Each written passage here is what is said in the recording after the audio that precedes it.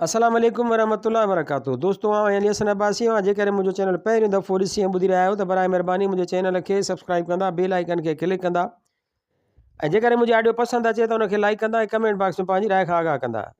किताब जो नालो आहे ख्वाबनगर, ताज़ियतनामा, मुसनिफ़ महमूद मुग़ल, छपींदड़ अमरता पब्लिकेशन, अमरता छापघर, हैदराबाद सिंध।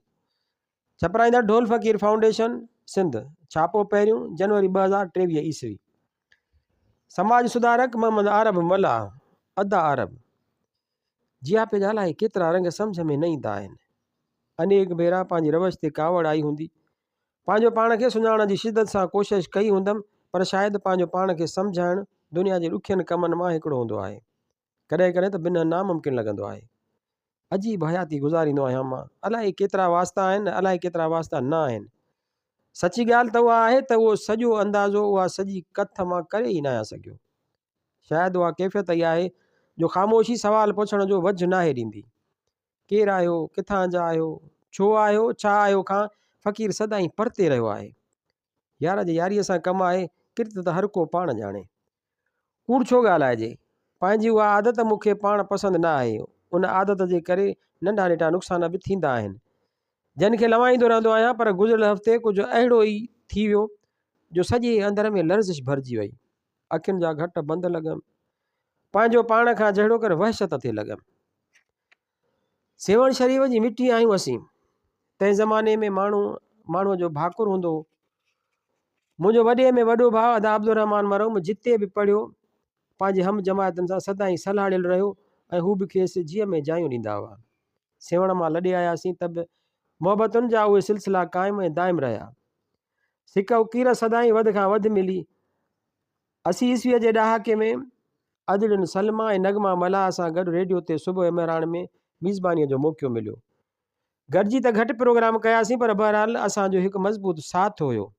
संदन किरदार जी मज़बूती कमाल आहे ऐं मथां ॿिन्ही भेनरुनि खे एतमाद जी जेका दौलत हुई, सा संदन परवरिश खे ज़ाहिर कंदी हुई।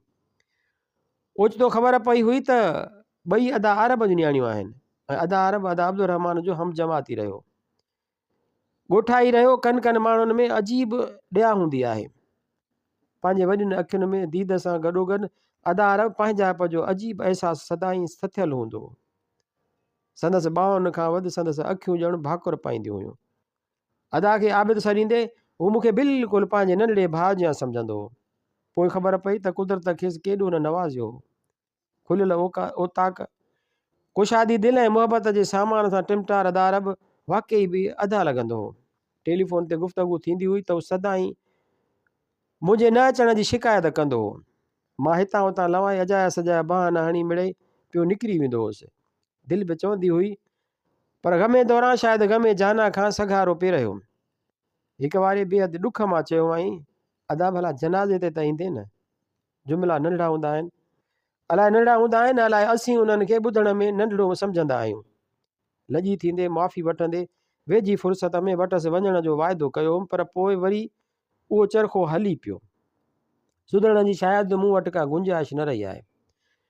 कुझु वक़्तु पहिरीं ऑफिस पहुतुसि त ख़बर पई सलीम मलाह जो वालिद जहान छॾे वियो आहे। सलीम खे केरु न सुञाणे। KTN हैदराबाद सां सलाहियल असांजो ई नौजवान कारकुन पंहिंजी सुञाणप रखे थो। कुझु ॾींहं अॻु ख़बर पई हुई त संदसि वालिद बीमार आहे। 2-3 दफ़ा खांसि अहवाल बि वरितुमि। ॿुधायईं पिए त हाणे बहितर आहे, हाणे मज़े में न आहे। उन ॾींहुं ओचितो ख़बर पई त विसाल करे वियो त जनाज़े में शिरकत लाइ निकिरी पियुसि। राति गहरी हुई। कोटरीअ जे पुल जे ओरिएं पासे मिटीअ सां मिली रही हुई। हाज़िरी मुकमिल करे निकिरी आयुसि। वक़्तु को बीहंदो थोरो ई आहे। गुज़िरियल हफ़्ते भाउ नूर घिलू कंहिं कम सां ऑफिस आयो। कमु सलीम में हो। न्यापो जो कयुमि त सलीम पाण हलियो आयो। अदा नूर सां मिलियो। ॻाल्हि ॿोल मुकमिल थी त रवानो थी वियो। मूं नूर खे चयो, ॾाढो सुलझणो नींगर आहे। कम वारो माण्हू आहे, हिन ठह पह वराणियो सुञाणीसि। अरब जो पुटु आहे न, पंहिंजे अरब मलाह जो। अल्लाहु अकबर, सलीम अदा अरब मलाह जो पुटु आहे। माना उहो जनाज़ो सलीम जे वालिद जो त हो, पर अदा अरब जो। जंहिं ते ख़बर ॿुधी मां हिकदमि हाज़िरीअ लाइ हलियो वियुसि। उहो अदा अरब हो। उन डोलीअ में अदा अरब जंहिं चयो भला जनाज़े ते त ईंदे न, साह में गंढ अची वई आहे। हिकु वॾे किरदार जे इंसान बाबति मां छा अर्ज़ु कयां। पंहिंजी क़ौम पंहिंजे माण्हुनि में वॾी ॻाल्हि त पंहिंजो पाण सां सचे रहंदड़ अदा अरब लाइ मां छा लिखां। मूंखे त पंहिंजो पाण ई सम्झ में नथो अचे। छा थिया जो एतिरा भेरा सलीम खां संदसि वालिद जी सिहत बाबति पुछंदे मां खणी संदसि नालो पुछी वठां, शर्मसारी मथां खिलंदी रहे थी। शर्मसारी मथां खिलंदी रहे थी। मोहम्मद आरिफ मल्लाह वलद कादिर बख्श मल्लाह जो जनम पहिरीं रमज़ान उल मुबारक जुमे जे ॾींहुं 5 मार्च 1944 ईस्वीअ ते सेवण शरीफ़ में थियो। संदसि वालिद साहब सेवण खां दौलतपुर पतण ताईं ॿेड़ी हलाईंदो हुयो, जेका किरत तंहिं ज़माने में अहम तरीन हैसियत रखंदी हुई। पंहिंजी शुरूआती तालीम हिन सेवण शरीफ़ में हासिलु कई ऐं स्कूली तालीम सां गॾोगॾु दरगाह हज़रत लाल कलंदर शहबाज़ सां संदसि ख़ासि अक़ीदत ऐं माण्हुनि जे हवाले सां वाबस्तगी रही। नंढपिण जो हिन ज़मानो बेहद जफ़ाकशीअ सां गुज़ारियो। पंहिंजे वालिद सां गॾोगॾु अम्मा साइण हाजाणीअ जो बेहद ख़्यालु रखंदो ऐं पंहिंजे भाउ अंबड़ ऐं अबे जा कपिड़ा दरिया जे कप ते पाण वञी धोई ईंदो हो। वालिदा ज़ईफ़ हुई त उन सबबि घर जो सॼो कमुकार ॿार थांव रध पचा संदसि हवाले हूंदा हुआ। नंढपिण में खेसि हज़रत लाल शहबाज़ कलंदर जे दरगाह ते लॻियल अलम पाक जी ख़िदमत जो बेहद शौक़ु हूंदो। तंहिं ज़माने में सेवण शहर में बिजली न हूंदी हुई ऐं दरगाह वटि हिकु वॾो जनरेटर लॻल हूंदो हो। मोहम्मद आरिफ 3 दर्जे में पढ़ंदो हो त हिकु ॾींहुं हिकु मिस्त्रीअ खां संदसि वालिद बाबति पुछा कई, जेको मौजूदु न हो। मिस्त्रीअ ॿुधायो त दरगाह ते अलम जो मथियूं बल्ब फ्यूज़ थी वियो आहे, जेको बदिलाइणो आहे।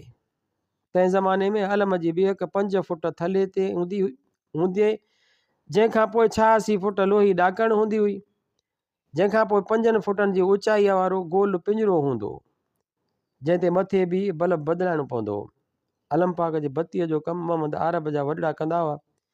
आरब मल्लाह नंढी उमिरि में उन मिस्त्रीअ सां गॾु चढ़ी उहो बल्ब बदिलायो, जंहिंखां पोइ खेसि अलम जे बत्तीअ जो कमु संभालण लाइ चयो वियो। पंहिंजे यादि कथा में उहो लिखे थो त तंहिं ज़माने में ईदुनि जे ॾींहंनि ते या कंहिं वॾनि ॾींहंनि ते अलम में 32 शमदान लॻाया वेंदा हुआ। मथे गोल पिंजरे, 8 मथे 8 हेठि चौधारी ऐं लोही ॾाकण ते 8 हिकु पासे ऐं 8 ॿिए पासे, टोटल 32 शमदान, जंहिंमें हर हिकु शमदान जी गिलास में सुठो गिहु ॿारियो वेंदो। कॾहिं कॾहिं खोपरे जो तेल बि इस्तेमालु कंदा हुआसीं। मतिलबु त रोज़ानो शाम जो होॾां नगारे ते डोको लॻंदो हो, होॾां मुंहिंजे हथ में ॿरियल तीली हूंदी हुई। कॾहिं कॾहिं त 3 रातियूं चराग करणो हूंदो हो त सुबुह जो फ़क़ति शमादान मां गिलास कढी हेठि लाल दास खे ॾिबा हुआ, जेको साफ़ करे वटि ठाहे तेल या गिह में विझी गिलास तयारु करे ॾींदो हो, जंहिंखां पोइ उहे गिलास हर हिकु शमदान में पहुचाइण ॿारणु मुंहिंजो कमु हूंदो हो। अलम जो ॾुखिए में ॾुखियो कमु हूंदो नील कढणु ऐं वापसि लॻाइणु। जंहिं पाइप ते नील लॻल हूंदी हुई उन जो मथियूं छट घटि में घटि 2.5 मण जो वज़नी हूंदो। उहो वज़न पिंजरे ते वेही मथे खणी मज़बूतीअ सां हथनि में झले उन मां नील कढी पोइ छित वारो पाइप आहिस्ते आहिस्ते करे अलम में मथे रखिणो हूंदो ऐं वापसि नील विझण वक़्तु उन पाइप खे छट सूधो हेठि खणी उन में नील विझी वापसि पंहिंजी जाइ ते बीहारणो हूंदो।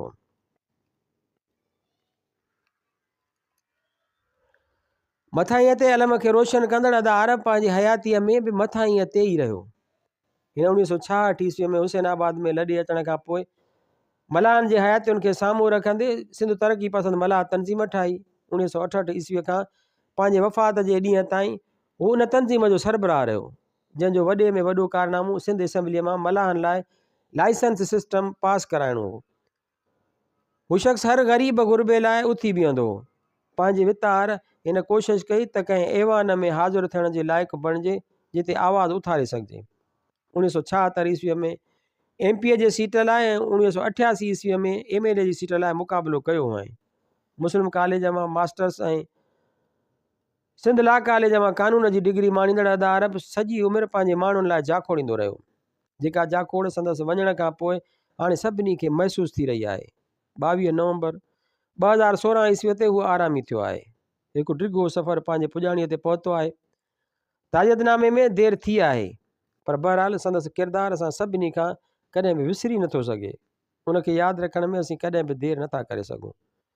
रब पाक संदसि दर्जात बुलंद करे ऐं बहितर खां बहितर जाइ इनायत करे। आमीन। छपियल आचर 4 जून 2017 ईस्वी। समाज सुधारक साईं मोहम्मद नईम शाह, आबाद सलामत हुजो। साईं मोहम्मद नईम शाह वलद सैयद मोहम्मद मुराद शाह हुसैनी ख़मीस ऐं जुमे जे विच वारी राति 8 जून 2017 ईस्वी मुताबिक़ 13 रमज़ानुल मुबारक 1438 हिजरी ते असां वटां रुख़सत थिया। पखीअ खे भड़को ॾियणो हो, हिकु नरम तन वजूद जे रूह खे ईअं ई रुख़सती वठणी हुई। संदन अंदर जी बाझ मिलण जी महर ऐं अहसास जी समाज सदाई खेनि हल्को रखियो। ॻरो वजूद त हू जिस्मानी तौर ते बि न हो। मथां वरी हलकड़ो रूह, वञण में देरी केतिरी थी लॻे। हिन दुनिया में इंसाननि खे परवरदिगार अशरफुल मखलूकात ख़लक़ियो आहे। सॼी मखलूक में बहितरीन मखलूक उन करे बि आहे जो संदसि भाकुर में गर्मी, अखि में ॻोढ़ो ऐं नरमी ऐं दिलि में अहसास जी ॻर हूंदी आहे। उहो ई इंसानु जिते रंजाईंदो आहे त उते ई कुझु इंसान वरी मरहम जिया हूंदा आहिनि, ज़ख़्म भरींदा आहिनि, सीने सां लाहे आथत ॾींदा आहिनि, गॾु विखूं खणंदा आहिनि, रंज जे साहतुनि में गॾु ॻोड़ा ॻाड़ींदड़ ऐं खिलण जे घड़ियुनि में वरी खिलंदो ॾिसी ख़ुशि थींदा आहिनि। साईं सैयद मोहम्मद नईम शाह बि अहिड़े ई क़बीले जो हिकु सदाबहार वजूद हो। तक़रीबन 47 साल पहिरीं मॉडल स्कूल में 6 क्लास में दाख़िला जे पहिरें ॾींहुं मुंहिंजो हमसर टकरायो हुयो। नालो सैयद ग़ालिब मुराद शाह। तंहिं ज़माने में सभु स्कूल बस में सफ़र कंदा हुआसीं। जाम शोरे में ईंदड़ बस मार्केट जे कुंड वटि इस्पताल वारो रोड मुड़ंदी हुई त कुंड ते हुसैनी मंज़िल जे साम्हूं ग़ालिब बीठो हूंदो हो। ज़ियानतुनि जे हवाले सां असांजो टक्कर हलंदो हो। ग़ालिब बहरहाल मटियारीअ जी मिटी हुयो। ज़ियानत त खेसि विरसे में मिली हुई। हयाती अॻियां कर खयो त सैयद अली गौहर शाह साहब LMC में मिलिया, पहिरीं सीनियर शागिर्द तौरु ऐं पोइ एनाटॉमी जे शोबे में डेमॉन्स्ट्रेटर जी हैसियत सां सीनियर कुलीग तौरु। ॻाल्हियुनि में ज़िक्र थियो त ग़ालिब संदन भाउ आहे ऐं ईअं ई ख़ानदान जो ज़िक्र हलंदे कननि ते पहिरियों भेरो साईं नईम शाह जो नाम पतो। असीं अज़ल अबद खां सिख्या जे भाकुर में रहिया आहियूं। वॾो भाउ माना अदा वॾो, बसि उन हिकु घड़ीअ में ई ॼण साईं नईम शाह अदा वॾो बणिजी वियो। यूनिवर्सिटीअ में नौकिरी मिली त आपा परवीन शाह जी माउ जहिड़ी शख़्सियत मिली, जंहिं वॾी भेण ऐं माउ जे किरदारनि में असलू को रंग भरे छॾियो।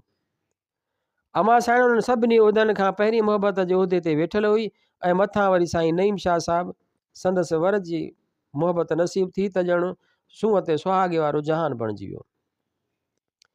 मां कॾहिं बि उहो सम्झी कोन सघियुसि त कंहिंजी वधीक वेझो आहियां। जे आपा छपर छांव आहे त साईं घाटो मेवेदार वण, तफ़ावत सोचण जी जुरत दिलि करे बि नथी सघे। अजीब मस्तु इंसानु हो, फ़क़ीर तन सफ़ा दरवेश। हाणे लैंड क्रूज़र मां लहे पियो, इजो शाम जो कंहिंसां स्कूटर ते ॿेल पियो वञे, छाकाणि जो उन हमराह जे कम सां कंहिंखे कुझु चवणो आहे। जे कंहिंजी का वाह करणी आहे त फ़ोन जी त कन तां लहण जो सवाल ई पैदा नथो थिए। यादि अचे थो तर जे इलाइक़े में जिते बि का फोतगी हुजे साईं तॾे ते पहिरीं पहुतल हूंदो हो। घणो करे स्याह पोश या वरी आसमानी रंग जा कपिड़ा। हसीन हाठी सुहारीअ ते हसीन शहपरनि जो इम्तिज़ाज ॻाल्हाए त अखि टिकाए ॻाल्हाए ऐं ॿुधंदड़ संदसि निगाह जे शहर में जकिड़िजो वञे। हथनि जे आङुरियुनि में मुंडियुनि जी हुस्नाकी मुर्क अहिड़ी कुशादी जो कुशादगीअ जी माना सम्झ में अचियो वञे। साईं नईम शाह सां सभिनी मिलंदड़नि खे मिलण जो तरीक़ो सेखारे वियो। मूंखे लॻंदो आहे त संगत मां अलाए केतिरा साईं वांगुरु हिक ॿिए सां मिलंदा आहियूं। वॾो भाकुर पाए हथ जोड़े चवंदो हो, आबाद हुजो, सलामत हुजो। हथ में तस्बीह जे मणियुनि ते बि ॼण उहो ई बुणको उकिरियल हूंदो हो, आबाद हुजो, सलामत हुजो। मटियारी जी सियासी ऐं समाजी ख़िदमतुनि जे हवाले सां मशहूरु ख़ानदान जे वॾे सैयद मोहम्मद मुराद शाह जे घर 1 मई 1951 ईस्वीअ ते फर्ज़ंद जी पैदाइश थी, जंहिंजो नालो मोहम्मद नईम रखियो वियो। साईं मोहम्मद मुराद शाह खे परवरदिगार 7 पुटनि मोहम्मद नईम शाह, अली गौहर शाह, सलीम मुराद शाह, हुसैन मुराद शाह, ग़ुलाम मुर्तज़ा शाह, सैयद ख़ालिद मुराद शाह ऐं ग़ालिब अली शाह ऐं हिक न्याणीअ जे औलाद सां नवाज़ियो। संदन वॾे पुट उते ई नूर मोहम्मद हाई स्कूल मटियारीअ मां इल्म जी हासिलात शुरू कई ऐं आख़िरकार सिंध यूनिवर्सिटीअ मां पॉलिटिकल साइंस में मास्टर्स कयईं। हुन शुरूआती दौर में कुझु वक़्तु सियासत खे ॾिनो, पर पोइ उतां पासीरो थी कुल वक़्ती ज़मीनुनि जी संभाल करणु लॻो। हुन ज़िंदगी गुज़ारण लाइ कॾहिं बि नौकिरी करणु न सोचियो ऐं शायदि उहो सबबु हो जो हूअ आम जी जीअ जुड़त ॼाणंदो हो। अखि टिकाए ॿुधंदो हो त समातूं टिकियल हूंदियूं हुयसि। हिकु भेरे ईअं ई सरसरी तौर दुआ जी ॻाल्हि हली। मूं अलाए कीअं चई छॾियो त साईं को मौक़ो मिलेव त फ़क़ीर खे बि यादि कजो। कुझु अरसो तरसी व्हाट्सएप ते संदन कॉल आई। फरमायूं साईं वाइदे जे पूराई हाज़िर आहे। फरमायो त साईं वाइदे जी पूराई हाज़िर आहे। ज़री मुबारक जे साम्हूं आहियां, जेको वणेव सो घुरी वठो। हैरत थी हुई त हिकु नंढड़ी ॻाल्हि ऐं अहिड़ी यादगिरी। मोटिया त अर्ज़ु कयुमि कि भला कमाल कयव। फरमायूं कमाल उहो हूंदो अथव साईं जो अव्हां कंहिंजे ख़्वाहिश खे अणॿुधो करे छॾियो। मूं कमाल नाहे कयो, मूं त ख़्वाहिश जो जमाल कयो आहे। कंहिंजी हसरत ॾिसिजे त पूरी करण जी कोशिशि कजे। साईं मूं घर अची उहे जुमिला लिखी वरिता हुआ ऐं अलाए केतिरा ॾींहं उन ते सोचींदो रहियो हुउसि। उहा ई घड़ी हुई जो ज़िंदगीअ में अहसासु थियो हुयो त किरदार जा साहिब कीअं हूंदा आहिनि। शाह साहिब खे पंहिंजे अंदर जी कमिटमेंट जी ख़बर हुई, तंहिं करे त हू हर माण्हूअ सां साथ ॾियण जी कोशिशि कंदो हो। संदसि हयातीअ में अहम तरीन ॾुख पंहिंजे भाइरनि जो विछोड़ो बि हुयो ऐं शायदि उहो ई दर्दु हो जंहिं संदसि दिलि खे दर्दु ॾेई छॾियो हो। उन हूंदे बि हू पंहिंजे हुस्नाक मुल्क में सभिनी दर्दनि खे लिकाए ज़माने जी गर्दिशुनि खे मुंहुं ॾींदो हो। यादि अचे थो हिकु वारी भाकुरनि ते बहस कयोसीं। यादि अचे थो हिकु वारी भाकुरनि ते बहस कयोसीं पिए त हिननि यक टिक हिकु जुमिलो चयो हो। महमूद साईं भाकुर माना गर्मी, गर्मी माना सीनो। जे सीनो गर्म न हूंदो त भाकुर भाकुर न हूंदो। उहो कॾहिं न विसारजो। शाह साहिब जी उहा ख़ुशूसियत कॾहिं बि न विसरंदी त हू कॾहिं बि कंहिंखां मरूब न थिया। घरवारी वाइस चांसलर आहे, भले हुजे। नईम शाह जो उहो ई अवामी अंदाज़ हूंदो। कंहिंजे नौकिरीअ लाइ पियो डोड़े त कंहिं लाइ फ़ोनूं पियो घुमाए। जिते साईंअ सां गॾु वारा साईंअ खां वधीक हूंदा आहिनि, उते संदसि तबियत जी सादगी ऐं किरदार जी ऊर्चाई ॾिसण वटां हूंदी हुई। हिकु यगानो पुरखुलूस मोहबती माण्हू मटियारे जे शहीद शमशेर क़ब्रिस्तान में पंहिंजे मुल्क सां लेटियल आहे। ॼाणा थो भाकुर जी उहा गर्मी हाणे न मिलंदी, छाकाणि त पंहिंजे गरम सीने जी गर्मी हू साण खणी वियो आहे। हाणे पंहिंजे मुनफ़रिद अंदाज़ में आबाद सलामत हुजो जो जुमिलो कोन कनाए सघिबो, छाकाणि त अहिड़ो उचार सिर्फ़ु साईं नईम शाह खे ई नसीबु हुयो। पर बहरहाल हयाती आहे, अॻियां जो सफ़र बि तइ करिणो आहे।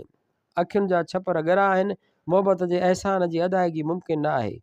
जहिड़ा बि आहियूं, जीअं बि आहियूं, बसि दिलि चवे थी त चइजे क़िबला आबाद सलामत हुजो। दुआउनि जे भाकुरनि में हुजो। परवरदिगार संदन दरजात बुलंद करे ऐं बहितर मक़ाम अता करे। आमीन। छपियल आचर 11 जून 2017 ईस्वी।